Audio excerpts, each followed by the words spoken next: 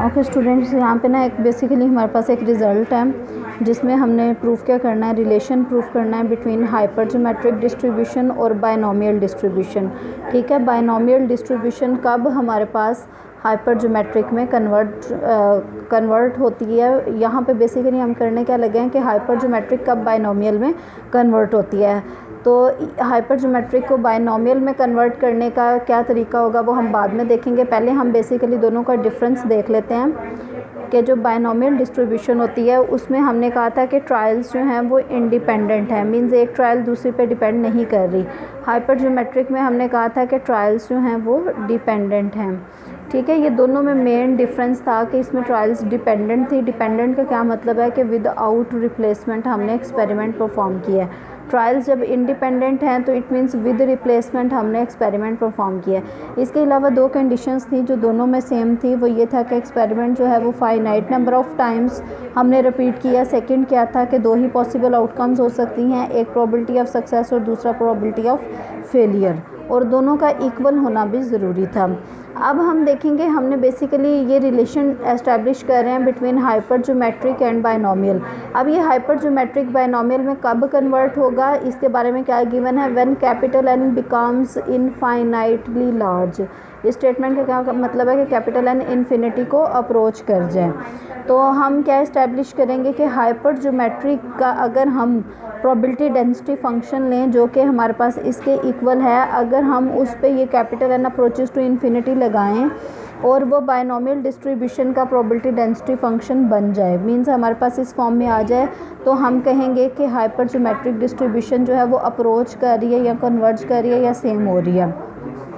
It means अगर हम hypergeometric distribution पे जिसके पैरामीटर्स होते हैं कैपिटल एन स्मॉल एन के, तो इन पे अगर हम limit capital N approaches to infinity apply करें तो हमारे पास क्या आ जाता है, बायनोमियल डिस्ट्रीब्यूशन आ जाती है जो कि N C X P power X Q power N minus X होती है। इसका प्रूफ के लिए देखें, सबसे पहले हम क्या करेंगे, हाइपरजोमेट्रिक डिस्ट्रीब्यूशन को हमने बायनोमियल में कन्वर्ट करवाना है। It means hypergeometric distribution function का हम क्या करेंगे, हम उसका प्रोबेबिलिटी डेंसिटी फंक्शन ले लेंगे जो कि इस फॉर्म में होता है K C x capital N minus K C small n minus x over capital N C small N.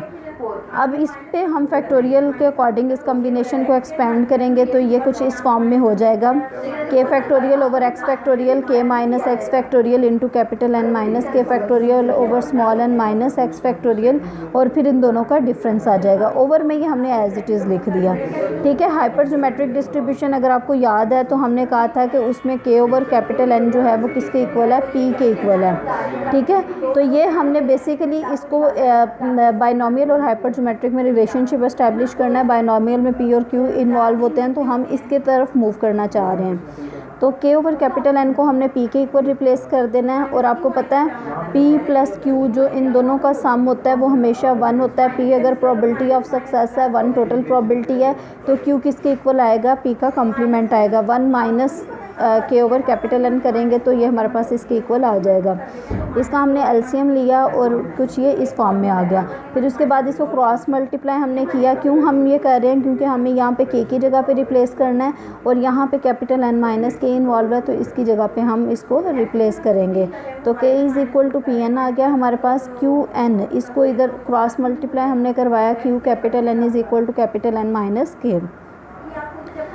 ठीक हो गया। अब ये चीज़ें जो हैं ये हमने के की जगह पे, यहाँ पे के की जगह पे ये वाली पी एन है ये हमने रिप्लेस कर दिया, P N factorial capital N minus K की जगह पे हमने Q capital N factorial replace कर दिया। उसके बाद हमारे पास है जहाँ जहाँ पे के इन्वॉल्व हो रहा है, ये देखिए यहाँ पे के है तो हमने पी एन रिप्लेस कर दिया। जहाँ जहाँ के और capital N minus K involve हो रहा है उसकी जगह पे हमने in terms of capital N Q N और पी एन की वैल्यूज़ रिप्लेस कर दी। ठीक है, नेक्स्ट हम क्या करने जा रहे हैं, यहाँ पे है पी एन फैक्टोरियल है यहाँ पे, और यहाँ पे ओवर में P N minus x factorial है। हम बेसिकली इन दोनों एक्सप्रेशंस को सिंप्लीफाई करेंगे इस तरह से कि ये हमारे पास कैंसिल आउट हो जाए। फैक्टोरियल आपको पता है जब हम एन फैक्टोरियल की बात करते हैं तो वो होता है एन, फिर एक लेस कर देते हैं, फिर इसमें से प्रीवियस में से एक लेस कर देते हैं, इसी तरह से ये चलता जाता है। ठीक है, अब पी एन फैक्टोरियल चलते चलते हमारे पास एक टर्म आएगी P N minus x factorial. ठीक है, ये हमने इस फैक्टोरियल तक लेके जाना है, तो इससे पिछले वाली क्या होगी हमारे पास पी एन माइनस एक्स -1 होगी। तो माइनस बाहर था तो हमने अंदर इसको एंटर करवाने के बाद ये प्लस में कन्वर्ट हो गया। तो इस तरह से यहाँ पे Pn माइनस एक्स फैक्टोरियल ये वाला और ये जो ओवर में था ये दोनों कैंसिल आउट हो गए। इसी तरह से Qn फैक्टोरियल को हम इस तरह एक्सपेंड करेंगे कि हमारे पास ओवर में जो है वो Qn माइनस एक्स फैक्टोरियल है। तो इससे जो पिछली टर्म होगी वो Qn प्लस 1 ये वाला जो फैक्टर है ये इसके बिल्कुल साथ आएगा। तो ये Q capital N plus 1 minus N minus x आ जाएगा। ये इससे पिछले वाली टर्म है तो अगले वाली टर्म के साथ हमने फैक्टोरियल लगा दिया। तो इस तरह से ये वाला जो है ये ऊपर है और ये ओवर में है, ये दोनों कैंसिल आउट हो जाएंगे। अब बाकी हमारे पास क्या बचेगा, बाकी हमने कॉमन ले लेना है P कैपिटल N और Q कैपिटल N। यहाँ पे देखें हमें किस तरह से पता चलेगा कि इसमें कितने टर्म्स हैं। तो ये देखें P capital N minus x minus 1 था, ये था ना P capital N minus x minus 1। It means यहाँ पे Pn कितने टर्म्स में है, x माइनस 1 टर्म्स में Pn है। एक Pn हमारे पास बाहर मौजूद है। तो ये टोटल कितने हो गए, Pn पावर x हमने कॉमन ले लिया। x माइनस 1 यहाँ से आया, x माइनस 1 टर्म्स यहाँ तक है क्योंकि ये 1 से स्टार्ट होकर x माइनस 1 तक है और एक Pn बाहर मौजूद है। तो ये ओवरऑल हमारे पास इसकी पावर हो गई P capital N power x से। इसी तरह से ओवर में हमने क्या कॉमन लेना है, Q पावर N कॉमन ले लेना है। यहाँ पे अगर आप देखें तो ये कितनी टर्म्स हैं, ये है हमारे पास n minus x minus 1 terms बनती है। इस 1 को भी अगर हम अंदर ले जाएं क्योंकि हमने तो Qn कैपिटल कॉमन लेना है minus n minus x minus 1। इतनी टर्म्स हमारे पास basically n minus x minus 1 terms बनती हैं और ये एक Qn ऑलरेडी मौजूद है। इट मीन्स हमने कितने कॉमन लिए यहाँ पे n माइनस एक्स, हमारे पास Q n की पावर n माइनस एक्स आ गई। जब हम यहाँ से P कैपिटल N कॉमन लेंगे तो डेफिनेटली बाकी टर्म्स किस फॉर्म में हमारे पास आ जाएंगी, बाकी टर्म्स कुछ इस फॉर्म में आ जाएंगी। यहाँ से P कैपिटल N कॉमन लिया तो इसकी जगह पे 1 आ गया, 1 minus 1 over P capital N आ गया।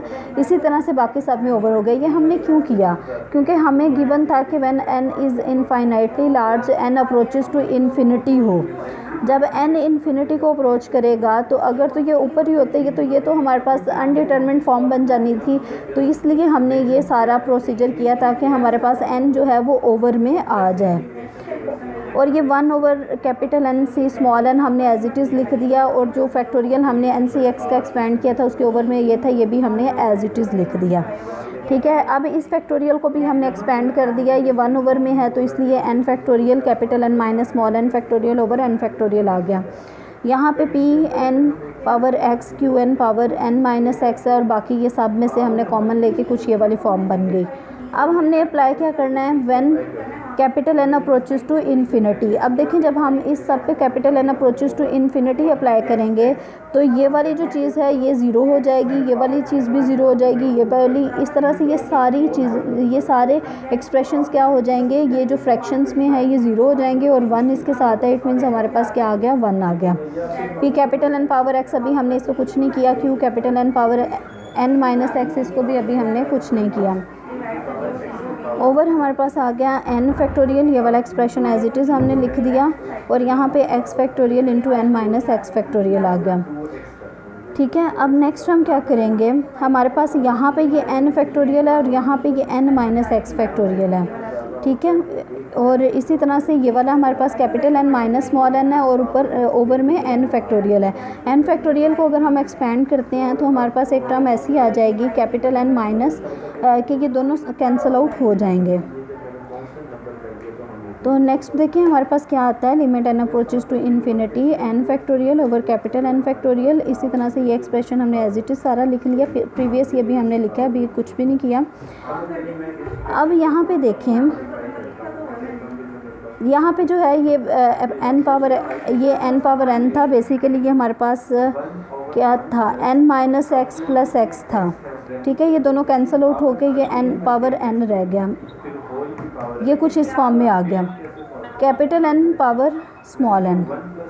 अब नेक्स्ट हम क्या कर रहे हैं कि हमने limit capital N approaches to infinity apply करना है। तो वो टर्म्स जिसमें कैपिटल N इन्वॉल्व नहीं है उनको हम सेपरेट कर लेंगे, इनमें कैपिटल N इन्वॉल्व नहीं है, इसको हमने सेपरेट कर दिया। एक इसमें कैपिटल N इन्वॉल्व है, एक इसमें और एक इसमें, इन तीनों को हमने सेपरेट लिख दिया।